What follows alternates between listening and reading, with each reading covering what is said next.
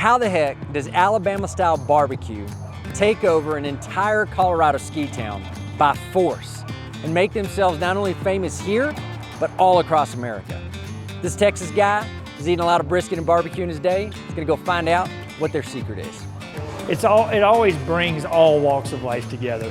Every ethnicity, race, color, age together to enjoy each other. Just blues and barbecue. Blues and barbecue, Either man. one. Jeff Kennedy is one of 3 college buddies from the University of Alabama who bonded over blues, barbecue, and football. And together, they built Moe's. It all started right here with a homemade pit and a whole lot of heart. This baby works. It's old 500-gallon diesel barrel.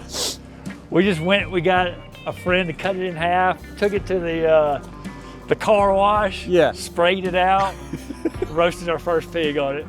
That was like 25 years ago. We're right here, probably the calm before the storm, right? Yeah, everything's just kind of in the makings right now. With barbecue, you're always having to stay a day or two ahead because things are cooking overnight. And so you're always looking into the future. So really using this, like you said, calm before the storm to get our thoughts together, get everything really prepped and in place for business.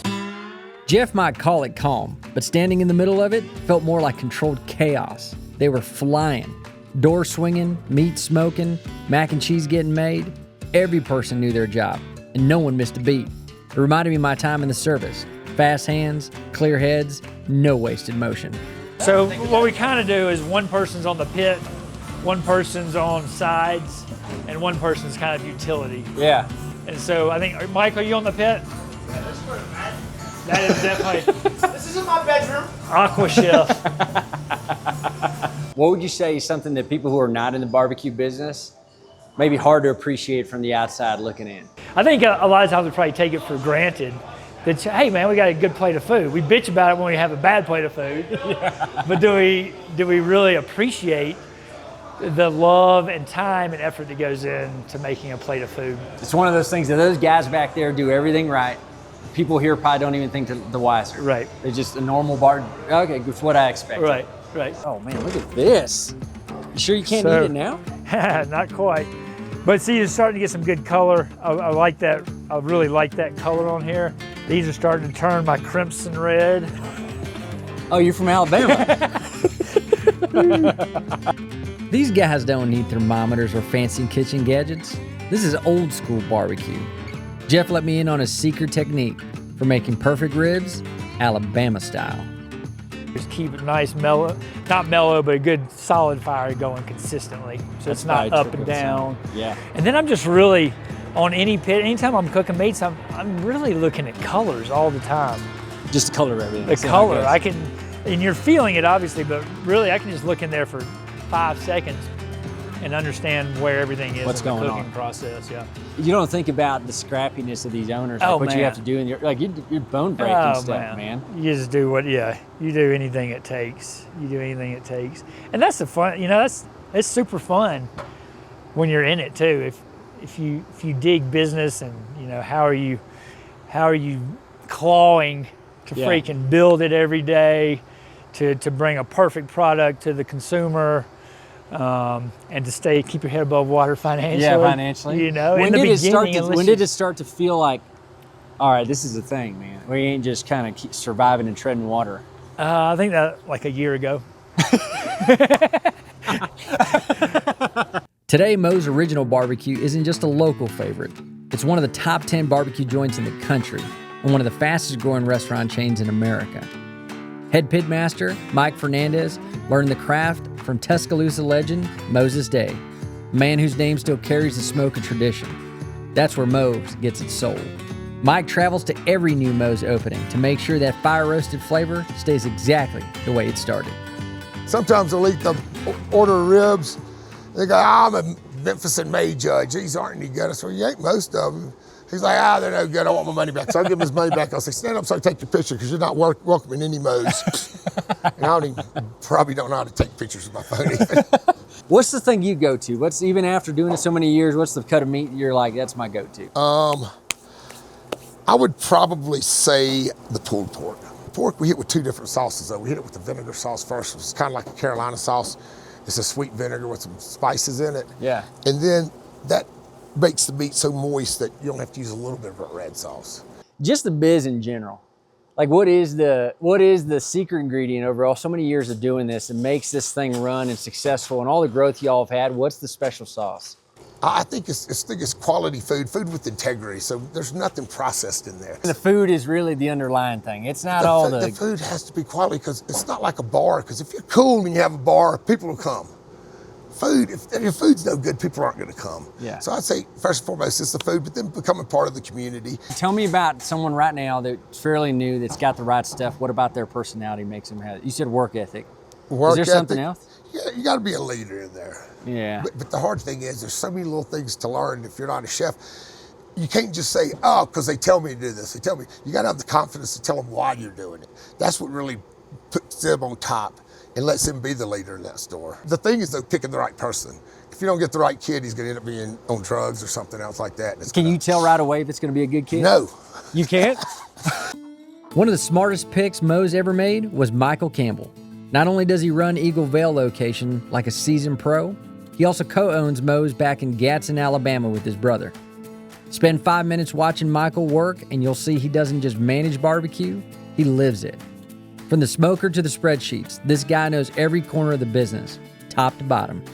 You can go to those other places, chain restaurants, and they're baking wings and flash frying them. But I mean, they're just taking frozen wings, put them on a tray. We're taking this and, barbecue, there's a science to it, but there's also an art to it. And this is part of that behind the scenes stuff that just makes stuff that much better. Yeah. And when you eat them today, you're gonna be like, wow, I can really taste the practice and tradition now, because this has been going on 30 years. 30 years. Yeah. Because you're probably getting a lot of people approach you to come on board. Why'd you say yes right away to that?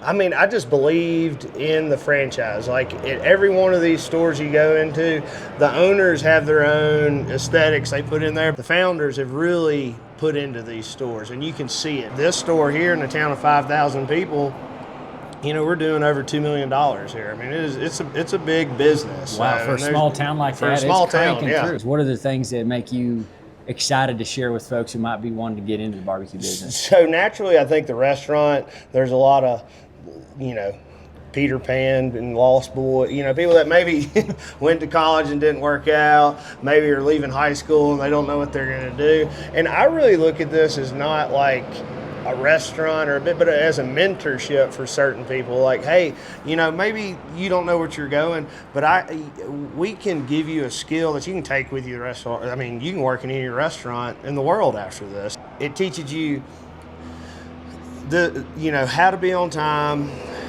how to follow procedures, and how to be accountable. And I think those are big life skills that are really important to pass on to everybody around me, because it makes everybody else better. It makes America better. It makes, my neighbors better. In a small town like Eagle, Colorado, your business is part of the neighborhood's backbone. So when wildfires swept through the valley, Mo's didn't hesitate. The team stepped up, the town rallied. And what you saw wasn't just a barbecue joint, it was a lifeline. Y'all had that recent fire too, right? You're feeding those folks and those first responders as well. And we, our front of house person, Emily, didn't miss a beat. She, put it on social media. Hey, we're going to feed any evacuees. We fed all the hot shot fire crews. When something that happens to your community, you got to take action. We do a lot here. I mean, we just help those fire. I can't believe how much y'all, that too, and then how much y'all are They crazy. didn't know that they're going to burn that fire for a month to get rid of all the dead stuff. but the community got behind us and they started dumping a bunch of money in there, so it wasn't all on our dime. And that fire last week was, it's tough to have that come through your community. The scene that it brought into this town was really unbelievable. I was working Wednesday night, I had to walk out the back door to recompose myself. Oh, really? Yeah, I was coming to tears, because it was exactly what I've spent our life career working towards, is to be able to impact and be a part of community feel like that. It was really special. Starting a restaurant is hard. Building 50 of them across the country, that takes something special. If you ever thought about owning your own piece of the American dream, remember, Mo's didn't get where it is today by obsessing over growth hacks and marketing strategies. They focused on two things: great food and great people. The rest worked itself out. Now, I'm a Texas barbecue guy through and through, but when I'm outside the Lone Star State, and craving the good stuff, you better believe I'm hunting down the nearest Moe's.